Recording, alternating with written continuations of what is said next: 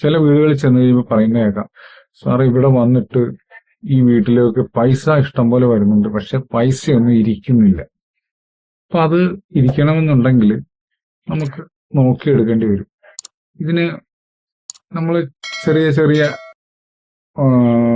ചെറിയ ടിപ്സ്, അതായത് ചെറിയ പിരമിഡ്സ്, കുതിരകള്, സൂര്യൻ, മറ്റേ അതുപോലെ ചെറിയ നാണയങ്ങൾ, ഇതെല്ലാം പലയിടത്തായിട്ട് വച്ചിട്ട് നമുക്ക് ആ വീട്ടിൽ ഐശ്വര്യം വർദ്ധിപ്പിച്ചു കൊടുക്കാൻ പറ്റും.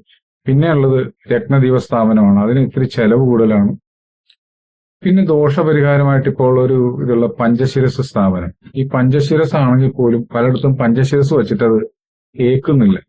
ഈ പഞ്ചശിരസ് അത് വയ്ക്കേണ്ട രീതിയിലല്ല വയ്ക്കുന്നത്. അതുകൊണ്ടാണ് പഞ്ചശിരസും ഏക്കാത്തത്. അതിനും ചില ശാസ്ത്രീയമായ വശങ്ങളുണ്ട്. അതും നമുക്ക് ചെയ്തു കൊടുക്കാൻ സാധിക്കും. പഞ്ചശിരസ് 5 മാറ്റി മാറ്റി വയ്ക്കുന്ന ഒരു സമ്പ്രദായമുണ്ട്.